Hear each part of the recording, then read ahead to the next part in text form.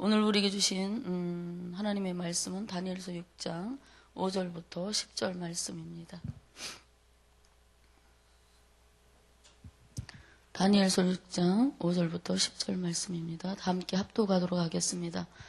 그들이 이르되 이 다니엘은 하나님의 율법에서 근거를 찾지 못하면 그를 고발할 수 없으리라 하고, 이 총리들과 고관들이 모여 왕에게 나아가서 그에게 말하되, 다리오 왕이여 만수무강하옵소서. 나라의 모든 총리와 지사와 총독과 법관과 관원이 의논하고 왕에게 한 법률을 세우며 한 금령을 정하실 것을 구하니이다. 왕이여 그것은 곧 이제부터 30일 동안에 누구든지 왕 외에 어떤 신에게나 사람에게 무엇을 구하면 사자굴에 던져 넣기로 한 것이니이다. 그런즉 왕이여 원하간대 금령을 세우시고 그 조서에 왕의 직인 메대와 바사에 고치지 아니하는 규례를 따라 그것을 다시 고치지 못하게 하옵소서 하며, 이에 다니엘 왕이 조서에 왕의 도장을 찍어 금령을 내니라.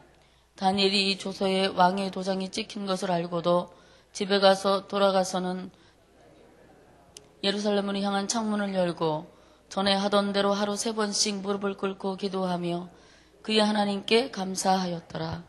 아멘. 간밤에 평안히 주무셨어요? 네. 오늘도 하나님께서 함께 하시는 복된 하루 되시길 바랍니다. 오늘 이제 다니엘서에서 다리오 왕이 자기 마음대로 이제 고관들 120명을 세웠습니다. 그리고 그 의회에 위에 총리 셋을 두었는데 그중 한 명이 바로 다니엘입니다. 다니엘은 국사를 돌보는데 모든 면에서 뛰어났고, 다리오 왕은 그를 신임해서 전국을 다스리는 사람으로 세워줍니다. 그러자 이제 그 주위에 있던 많은 사람들이 이 못마땅한 생각이 들어갔어요. 그래서 그를 시기하고 질투해서 제거하기 위한 고속거리를 찾기 시작합니다. 그런데 다니엘이 국사에 관련된 모든 일에 너무나 성실하게 일들을 처리하고 지혜롭게 일을 했기 때문에 아무리 흠을 잡으려고 해도 찾지를 못하게 된 거예요. 다니엘은 포로였지만 왕에게 이방 왕에게 충성을 다해서 자기 일을 했던 그런 사람이라는 것을 그러한 기록을 통해서 우리는 깨달을 수가 있습니다. 다니엘이 이제 자기 나라 사람이 아니다, 자국민이 아니라는 이유로 다니엘을 시기하고 모함하려는 무리가 다니엘서 6장 5절에 이렇게 말합니다. 왕 앞에 나와서 이렇게 말합니다. 그들이 이르되 이 다니엘은 그 하나님의 율법에서 근거를 찾지 못하면 그를 고발할 수 없으리라. 그러면서 이제 그들은 다니엘이 갖고 있는 신앙을 꼬투리로 잡아서 고속거리를 찾으려고 두 총리들과 고관들이 왕에게 모여서 나아갑니다. 하나님의 율법은 다니엘에게 있어서 종교 생활의 법칙이었고 자신의 경건한 삶의 어떤 영적인 법칙이었습니다. 신앙적인 면의 모든 규정들은 사람들이 임으로 바꿀 수 없는 것입니다. 하나님이 정해주신 것이기 때문에.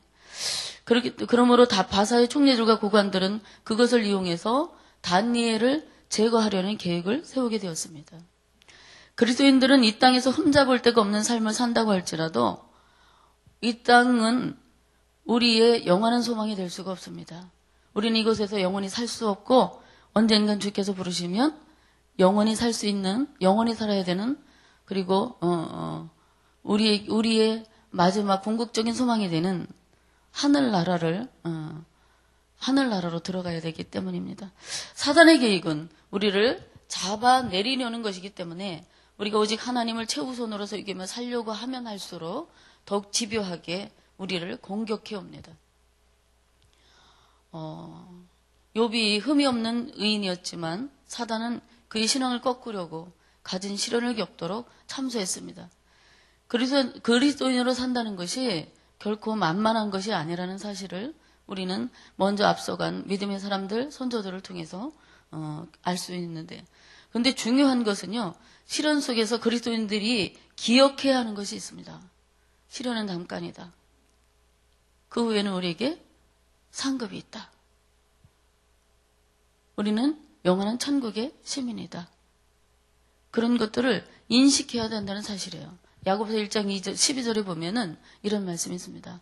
시험을 참는 자는 복이 있나니 이는 시련을 견디어내는 자가 주께서 자기를 사랑하는 자들에게 약속하신 생명의 면류관을 얻을 것이기 때문이다 라고 말씀하셨습니다. 시험을 참는 자가 복이 있다는 거예요. 왜냐하면 시련을 견디어내는 자는 주께서 자기를 사랑하시는 자에게 약속하신 무엇을 주신다? 생명의 면류관을 주시기 때문이다라는 것입니다. 여러분 힘들고 어려울 때에 시험을 잘 이겨낼 수 있기를 바랍니다. 바사의 총리들과 고관들이 계획을 꾸미고 다리오 왕에게 어떤 제안을 합니까? 6절부터 8절까지 기록된 말씀에 보니까 그들은 다리오에게 우리 122명의 사람들이 의논한 결과가 이렇습니다. 왕이요, 왕 외에 어떤 신이나 사람에게 30일 동안 아무것도 구하지 말게 하고 만일 그 법령을 어기면 사자굴 속에 던져놓도록 하는 것이 어떻겠습니까? 라고 제안을 합니다. 이런 내용에 대해서 짠 칼빈은 바사의 고관들이 다리오의 자존심과 명예욕을 자극한 것이다 이렇게 말합니다.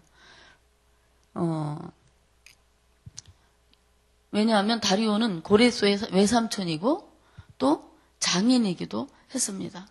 여러 학자들의 연구에 의하면 메데 바사의 연합군이 바벨론을 정복했을 때 그 실제적인 권세는 고레스에게 있었지만 아마도 고레스가 자신의 장인이고 외삼촌인 그 다리오에게 왕권을 다리오를 왕위에 앉혔을 것이다 이렇게 말합니다. 다시 말해서 이때의 다리오는 나이가 많았는데 그를 왕으로 세운 고레스가 한창 나이였기 때문에 다리오 왕이 속으로는 고레스와 경쟁 의식을 느끼고 있었다는 거예요. 그래서 바사의 총리들과 고관들은 그것을 이용해서 다리오에게 이런 제안을 했다고 볼 수 있습니다. 전혀 경배의 대상이 될 수 없는 인간을 신격화시켜서 다니엘을 궁지에 몰리게 하려는 그들의 술책을 발견할 수가 있습니다. 로마 시대의 성도나 일제치하 우리나라의 성도들에게도 이와 같은 어려움이 많이 있었습니다. 일제치하에서 신사참배를 거부하는 우리의 신앙의 선조들이 순교를 당하기도 했고 고통 가운데서도 신앙을 지키기 위해서 모진 시련과 고통을 견뎌야 했었던 그런 일들이 우리나라에도 있습니다. 초대교회 사도들과 성도들도 숱한 모함과 위험을 견디면서 복음을 전하고 그들의 믿음을 지켜 나갔던 것을 우리가 알고 있습니다. 우리들도 신앙의 삶의 시련을 극복할 수 있는 그러한 넉넉한 믿음을 소유할 수 있기를 소망합니다. 여러 가지 우리에게는 삶의 어려움이 있습니다. 우리의 신앙을 유혹하는 것들이 있습니다. 우리의 믿음을 끌어내리려는 그런 유혹들이, 사단의 공격들이 호시탐탐 우리를 노리고 있지만 우리가 가지고 있는 이 믿음을 통하여 그것들을 날마다 이겨내며 하나님 은혜 가운데서 하나님을 찬송하며 승리의 보고를 드릴 수 있는 그런 믿음의 사람들이 될 수 있기를 바랍니다. 이들이 정한 금령의 내용은 그럼 어떤 것인가? 7절과 9절에 기록되어 있는 말씀에 보면은 30일 동안 왕의 어느 신에게나 죄송합니다. 제가 입술이 풀리지를 않아가지고요. 말이 자꾸만 어눌합니다.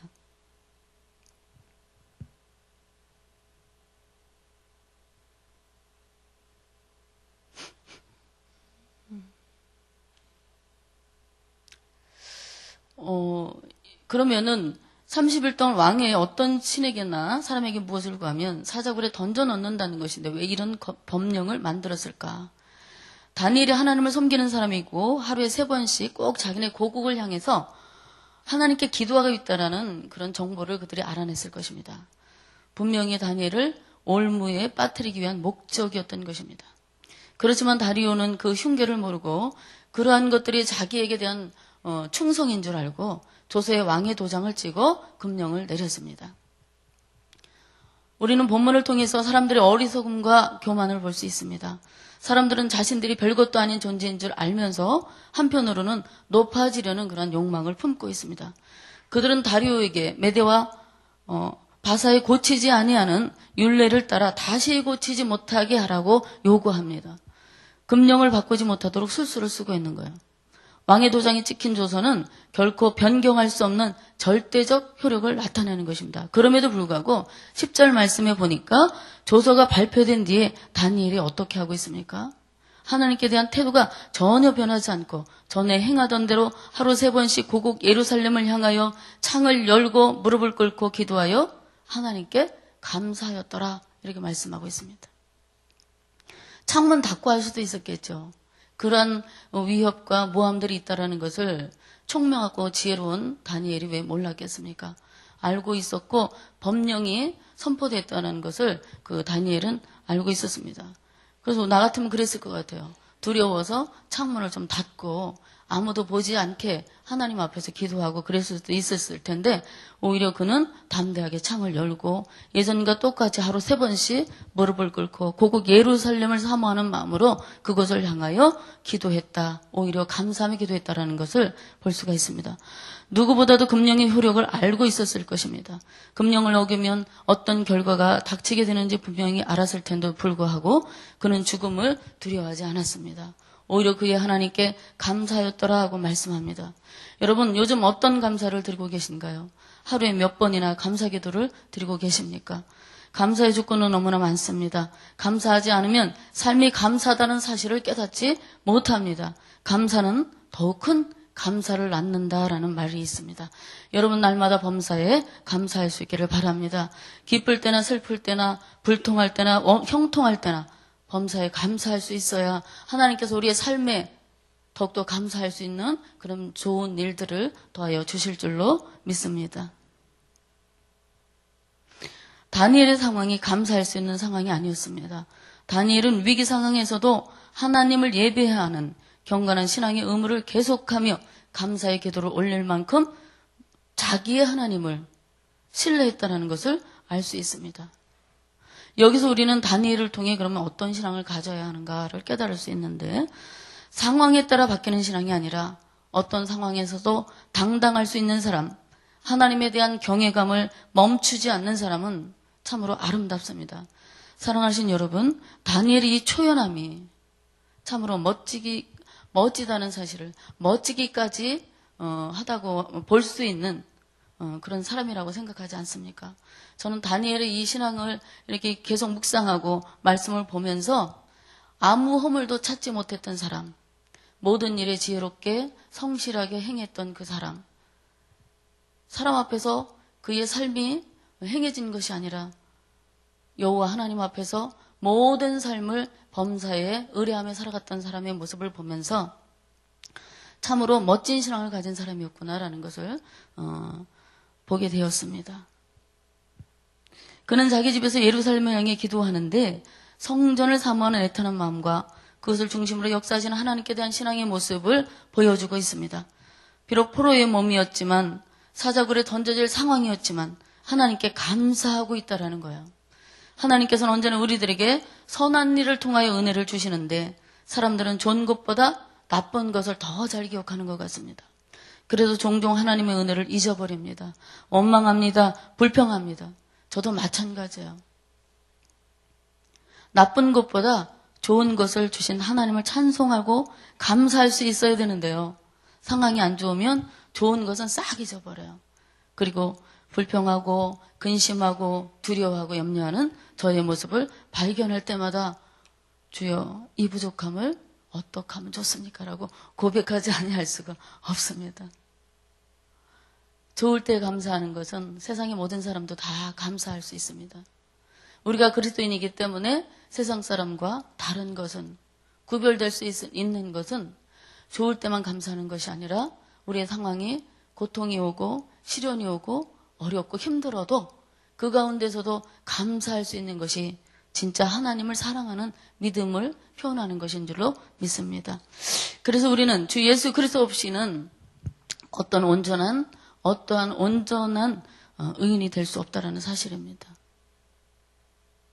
온전한 그리스도인, 온전한 의인이 될 수가 없습니다. 그렇기 때문에 우리는 하루 한시도 예수 그리스도 없이는 살아갈 수 없는 그런 사람들인 줄로 믿습니다.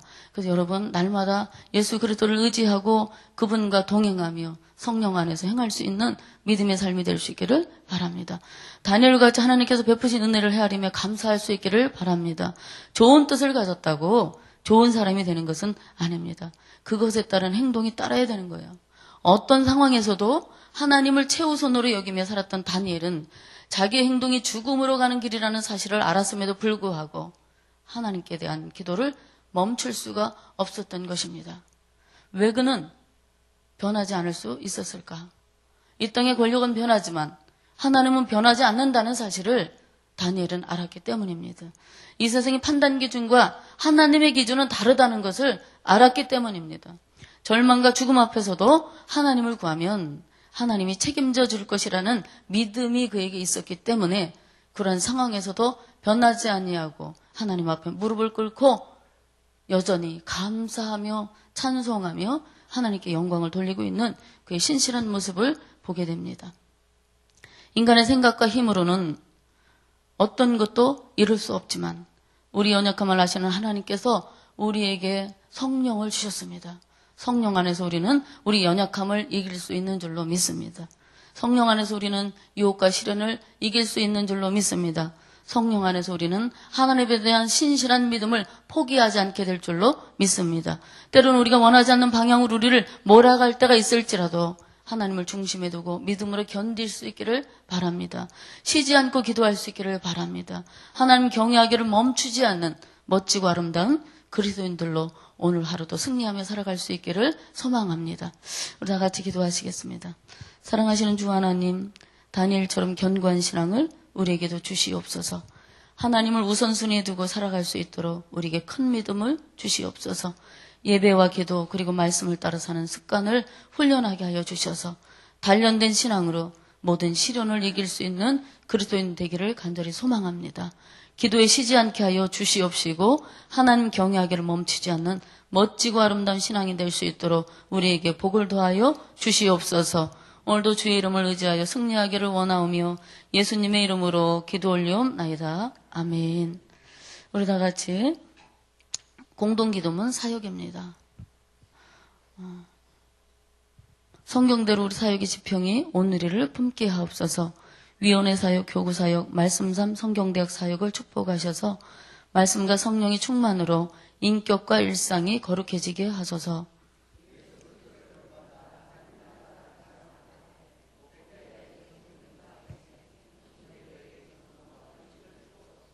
한 사람을 사랑하고 세우는 일이 사역의 근원이 되게 하시고 하나님 나라에 헌신하는 작은 모임을 거룩한 영으로 채우시며 우리 사역이 사회 변동과 역사 흐름을 이끌어가게 하옵소서. 아멘. 주기도문 하시겠습니다. 하늘에 계신 우리 아버지, 아버지의 이름을 거룩하게 하시며 아버지의 나라가 오게 하시며 아버지의 뜻이 하늘에서와 같이 땅에서도 이루어지게 하소서. 오늘 우리에게 일용할 양식을 주시고 우리가 우리에게 잘못한 사람을 용서하여 준 것 같이 우리 죄를 용서하여 주시고 우리를 시험에 빠지지 않게 하시고 악에서 구하소서.